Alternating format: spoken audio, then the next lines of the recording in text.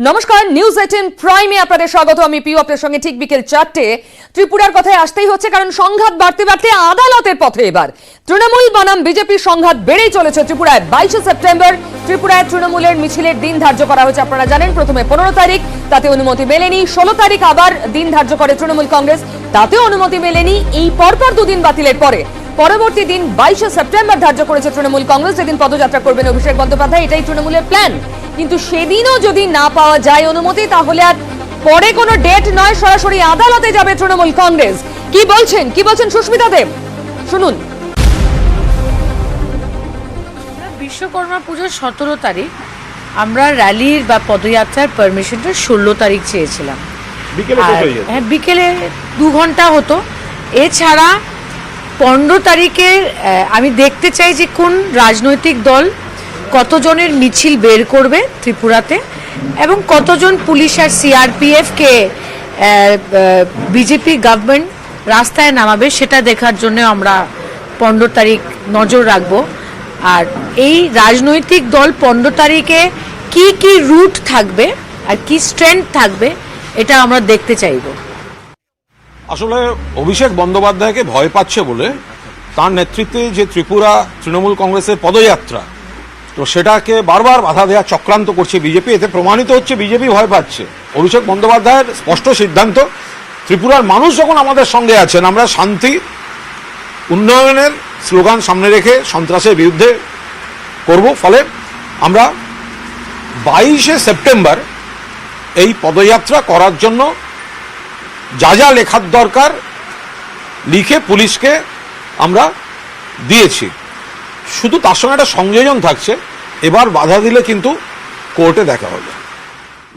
বাধা দিলে কোর্টে দেখা হবে, হুঁশিয়ারি দিচ্ছে তৃণমূল কংগ্রেস। অন্যদিকে যতটুকু রাস্তা নির্ধারিত ছিল সেই রাস্তায় ঘুরেছেন আমাদের প্রতিনিধি আবির, আগরতলা থেকে সরাসরি। 15 সেপ্টেম্বর অভিষেক বন্দ্যোপাধ্যায়ের মিছিল শুরু হওয়ার কথা ছিল এই রবীন্দ্র ভবনের সামনে থেকে। রবীন্দ্র ভবনের সামনে থেকে মিছিল যাওয়ার কথা হচ্ছে এই রাস্তা ধরে সোজা একেবারে ওরিয়েন্ট চৌমুহনী পর্যন্ত। আর যে রাস্তা ধরেই মিছিল যাওয়ার কথা ছিল, সেই রাস্তাটি আগরতলা শহরে শচীন দেববর্মন সরণি বলে পরিচিত। যদিও এই রাস্তাতে মিছিল করার জন্য অনুমতি তৃণমূল কংগ্রেসের তরফ থেকে চাওয়া হলেও পুলিশ প্রশাসনের তরফ থেকে এই রাস্তাতে মিছিল করার জন্য 15 তারিখে অনুমতি দেওয়া হয়নি। কারণ হিসাবে তারা উল্লেখ করছেন যে 15 তারিখে এই রাস্তাতে অপর একটি রাজনৈতিক দলের মিছিল রয়েছে এবং এই জায়গাতে একটি পুজোর অনুষ্ঠানও রয়েছে। যেখান থেকে মিছিল শুরু হওয়ার কথা, অর্থাৎ রবীন্দ্র ভবনের ঠিক সামনের দিকের যে অংশ, সেই রবীন্দ্র ভবনের সামনের দিকের অংশে দেখতে পাওয়া যাচ্ছে একটি গণেশ পুজোর আয়োজন করা হয়েছে। ফলে এই রাস্তা দিয়ে যদি যখন মিছিল যেত, তাহলে মিছিল করলে একটা সমস্যা তৈরি হতে পারে, এই যুক্তি ইতিমধ্যেই দেখিয়েছে হচ্ছে পুলিশ প্রশাসন। ফলে 15 তারিখের যে মিছিল, যা রবীন্দ্র ভবনের সামনে থেকে ওরিয়েন্ট চৌমুহনী পর্যন্ত যাওয়ার কথা, তা স্থগিত করে দেয় প্রশাসন, বা সেই মিছিলের অনুমতি তারা দেয়নি। আর এরপর আপনাদের দিলীপ ঘোষ কি বলছেন এই বিষয়ে, যখন আদালতের হুঁশিয়ারি দিচ্ছে তৃণমূল কংগ্রেস, পাল্টা কি যুক্তি সাজাচ্ছেন ফিরহাদ হাকিম, দেখাবো। কোভিড সিচুয়েশন আছে, লকডাউন চলছে, কোনো রকম গ্যাদারিং হবে না। এখানে নির্বাচন হচ্ছে, তার জন্য নির্বাচন কমিশন কোর্ট বলেই দিয়েছে কতজন আনতে হবে, তার বেশি লোক হবেই না। তো এই সময় সভা সমিতি করার এখানে কাউকে করতে দিচ্ছে না, ওরা ত্রিপুরায় করতে যাচ্ছে। এর উদ্দেশ্যটা কি আছে? গন্ডগোল করার। তো সেখানকার সরকার আইন কানুন মানে, তারা সে অনুযায়ী ব্যবস্থা করেছে। যখন ভোট হয়েছিল, যখন ওনাদের নেতারা সবাই দলে দলে এসছিলেন, বড় ভাই, মেজ ভাই, ছোট ভাই, তখন কি করোনা কম ছিল? আগরতলাতেও আমরা বিরোধী শক্তি হয়ে উঠেছি। এরপরে দেখা যাবে যে ওখানে আমরাই গভর্নমেন্ট ফর্ম করব। যত তুমি মারবে তত আমি এগোবো। অত্যাচারীদের পাশে মানুষ থাকে না, যারা অত্যাচারিত হয় তাদের পাশে মানুষ থাকে। তাই আমাদের ইডি সিবিআই করতে আমাদের ভোট পার্সেন্টেজ বেড়ে গেছে। ত্রিপুরা থেকে এবার নজর হটস্পট ভবানীপুরে, কারণ আজ এই তুমুল বৃষ্টি মাথায় নিয়ে বাড়ি বাড়ি ঘুরে প্রচার সারছেন প্রার্থী প্রিয়াঙ্কা টিব্রেওয়াল এবং মমতা বন্দ্যোপাধ্যায়ের হয়ে প্রচার সারছেন ফিরহাদ হাকিম। তিনি বাড়ি বাড়ি ঘুরছেন বিভিন্ন ওয়ার্ডে, সেই ছবি ক্যামেরাবন্দি হয়েছে। দুজনেরই বক্তব্য আপনাদের শোনাবো, একদম ভোট ভিক্ষা বাড়ি বাড়ি গিয়ে। মমতা বন্দ্যোপাধ্যায় কেন্দ্রের প্রার্থী, তার হয়ে ফিরহাদ হাকিম প্রচার করছেন। ফিরহাদ হাকিম এই কেন্দ্রের 3টি ওয়ার্ডের দায়িত্ব নিয়েছেন, তিনি মূল দায়িত্বে রয়েছেন, যার মধ্যে একদম 87 নম্বর ওয়ার্ড, 86 নম্বর ওয়ার্ড বিশেষভাবে উল্লেখযোগ্য, যেখানে তৃণমূলের ভালো লিড বরাবরই থাকে। অন্যান্যগুলোতেও ফিরহাদ হাকিম প্রচার করছেন। একই সঙ্গে প্রিয়াঙ্কা টিবরেওয়াল বিজেপির প্রার্থী, তিনিও বৃষ্টি মাথায় নিয়ে বাড়ি বাড়ি ঘুরছেন।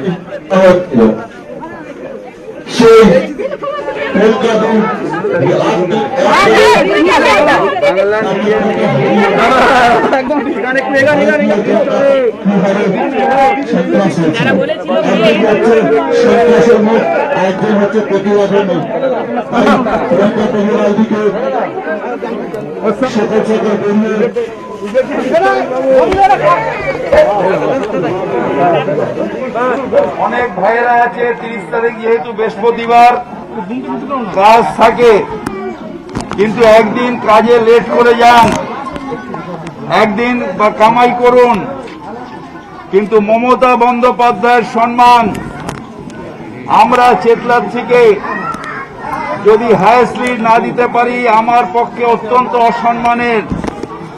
তাই আমার জন্যে আপনারা প্রত্যেকে ভোরবেলা উঠে মমতা বন্দ্যোপাধ্যায়ের জন্য জোড়া ফুলে বিপুলভাবে ভোট দিন এবং মমতা বন্দ্যোপাধ্যায়কে জয়যুক্ত করে বিজেপি তথা বিরোধীদের জবাব দিন যে কন্যাশ্রী দিয়েছে, যে যুবশ্রী দিয়েছে, যে রূপশ্রী দিয়েছে, যে লক্ষ্মীর ভান্ডার দিয়েছে, যে সেই থাকবে আমাদের মধ্যে। তোমাদের কথায় আমরা বিশ্বাস করি না। তোমরা সাম্প্রদায়িক দল, তোমরা বাংলাকে ভাঙতে চাও, আমরা বাংলাকে গড়তে চাই। এখন মানুষ তো আছেই, যদি মানুষ থাকতো না ভবানীপুরে লোকসভায় কি করে আমরা এই ওয়ার্ডে জিতেছি। আর এবার যদি ভোট লুট না হয় তাহলে আমি আপনাকে বলছি মানুষ অলরেডি তৈরি আছে। অন্য ওয়ার্ডে তো ভাই যেখানে আমরা জিততে পারিনি সেখানে তো খুব বেশি ভোটে আমরা পিছিয়ে নেই, মানুষ তো আছে, আমাদের ভোটার তো আছে ওখানেও।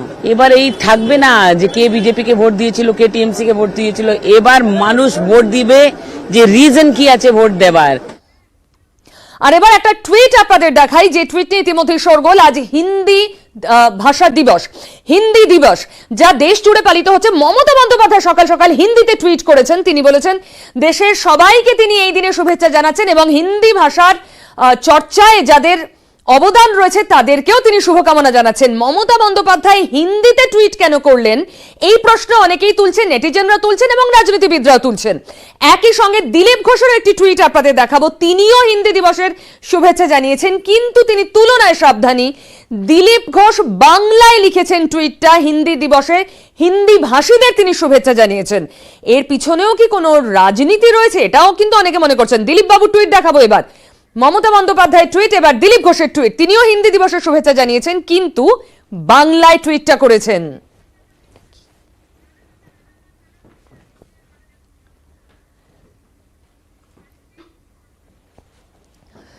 এই মুহূর্তে আপনাদের দুটো টুইট দেখাচ্ছি, এক মমতা বন্দ্যোপাধ্যায়ের টুইট এবং আরেকটি হলো হিন্দি দিবসে দিলীপ ঘোষের টুইট। হিন্দি দিবসে দিলীপ ঘোষ বাংলায় টুইট করেছেন, তিনিও শুভেচ্ছা জানিয়েছেন হিন্দি ভাষীদের। কিন্তু এর পিছনে কি আদৌ কোনো রাজনীতি রয়েছে? হিন্দিতে কেন টুইট? কসমোপলিটন ভবানীপুরের কথা কি মাথায় রাখা হয়েছে? হিন্দি দিবসে এত শুভেচ্ছার বার্তা কেন? কাজী মাসুম আক্তার রাজনৈতিক বিশ্লেষক আমার সঙ্গে রয়েছেন। আক্তার দা, আপনার কি মনে হয়? দেখুন, হিন্দি আমাদের দেশের সরকারি ভাষা। কেন্দ্র সরকার চাইছে এই ভাষা জাতীয় ভাষার মর্যাদা পাক, এটা তাদের এজেন্ডা, ভাবনা চিন্তা। পশ্চিমবঙ্গে যারা মানুষ, মাননীয় মুখ্যমন্ত্রীকে আমরা হিন্দি ভাষার জন্য সোচ্চার হতে তেমন দেখিনি। আমি ভালো মন্দ যাচ্ছি না, দেখিনি। আর বাংলা ভাষাকে নিয়ে কারো খুব বেশি ভাবনা চিন্তা আছে বলেও আমার খুব মনে হয়নি। আজকে হিন্দি ভাষা দিবসে প্রত্যেক রাজনৈতিক দলকে খুব বেশি করে ময়দানে নামতে দেখা যাচ্ছে। এই ময়দানে নামার পেছনে ভাষা প্রেম কতটা, দেশপ্রেম কতটা, আর রাজনৈতিক প্রেম কতটা, এটাই লাগছে প্রশ্ন। কারণ ভবানীপুরে যে ইলেকশন চলছে বিধানসভা কেন্দ্রে, সেখানে বৃহৎ অংশের মানুষ হচ্ছে অবাঙালি এবং তাদের বৃহৎ অংশ হচ্ছে হিন্দি ভাষী। অর্থাৎ এই ভাষা প্রেমটা রাজনৈতিক প্রেমের নামান্তর কিনা, এটা একটা বড় প্রশ্ন। কারণ মমতা ব্যানার্জি তার এই হিন্দি ভাষীদের আকৃষ্ট করা তার প্রধান গুরুত্বপূর্ণ একটা লক্ষ্য। এবং তার বিরুদ্ধে যিনি দাঁড়িয়েছেন প্রিয়াঙ্কা, তিনি কিন্তু হিন্দিভাষী, অবাঙালি। মানে তিনি যাতে হিন্দিভাষীদের কাছে যেতে না পারে তারও একটা প্রচেষ্টা হতে পারে, অথবা তার এই ভোটে দখলদারি নেবার প্রচেষ্টা হতে পারে। অর্থাৎ এই হিন্দি ভাষা দিবসকে কেন্দ্র করে যে ভাষার প্রতি বা হিন্দির প্রতি যে প্রেমের বার্তা চলছে বা শিক্ষাটা চলছে, যা বিগত দিন আমরা সেভাবে দেখিনি, তার প্রধান উপলক্ষ্য হচ্ছে রাজনীতি, এবং তার প্রধান বলি হচ্ছে বা তার প্রধান লক্ষ্য করা হচ্ছে হিন্দিভাষী ভোট। অনেক ধন্যবাদ ডাক্তার দা। অনেকেই এটা মনে করছেন যে তৃণমূল কংগ্রেস হিন্দির দিকে এগোচ্ছে এই কসমোপলিটন নেচারের কথা মাথায় রেখে, এবং ঠিক উল্টোটা বিজেপি যারা এই সেগমেন্টকে কেটার করে বলে অনেকে মনে করেন, তারা বাংলার দিকে এগোতে চাইছে। তাই দিলীপ বাবু টুইট আবার বাংলা ভাষায়। রাজনৈতিক চর্চা তো চলতেই থাকবে, তবে স্ট্র্যাটেজি অনেক রকম রয়েছে ভবানীপুরকে মাথায় রেখে। যেমন মহিলা ভোট, এই কেন্দ্রে মহিলা ভোটার অনেক, 47 থেকে 49% প্রায়। তাই তৃণমূল এবার মহিলাদের জন্য দুয়ারে তৃণমূল।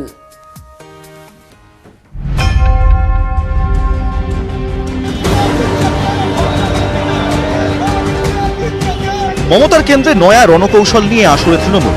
ভবানীপুরে নজর বহুতলে।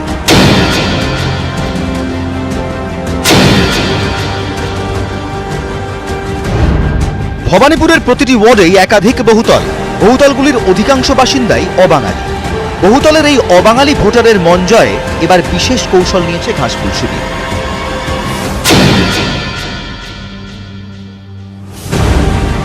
মহিলা তৃণমূল কর্মীদের একাধিক দল তৈরি করে বহুতলগুলিতে পাঠানো হবে। এক একটি দলে থাকবেন 5 জন করে। তারা প্রতিটি ফ্ল্যাটে গিয়ে কথা বলবেন, বাসিন্দাদের প্রশ্ন করবেন কোনো সামাজিক প্রকল্পের সুবিধা তারা পেয়েছেন কিনা আর কোনটির পাননি। শুনবেন অভাব অভিযোগ। তৃণমূল সূত্রের খবর, বাড়ি বাড়ি গিয়ে পাওয়া এই তথ্য শুধুমাত্র উপনির্বাচন নয়, আসন্ন পুরভোটেও ব্যবহার করবে ঘাসফুল শিবির। আর এই ভবানীপুর বিধানসভা কেন্দ্রের মধ্যে একাধিক ওয়ার্ডে যে বহুতলগুলি রয়েছে তাদের জন্যই বিশেষ প্রচার কর্মসূচি করছে হচ্ছে তৃণমূল কংগ্রেস। আর এই গোটা দায়িত্বভারটাই দেওয়া হয়েছে মহিলা কর্মীদের কাছে। আমরা আমাদের নিয়েছে যেমন দুয়ারে সরকার, তেমন দুয়ারে দল। আমাদের দল মানুষের দুয়ারে দুয়ারে যাবে।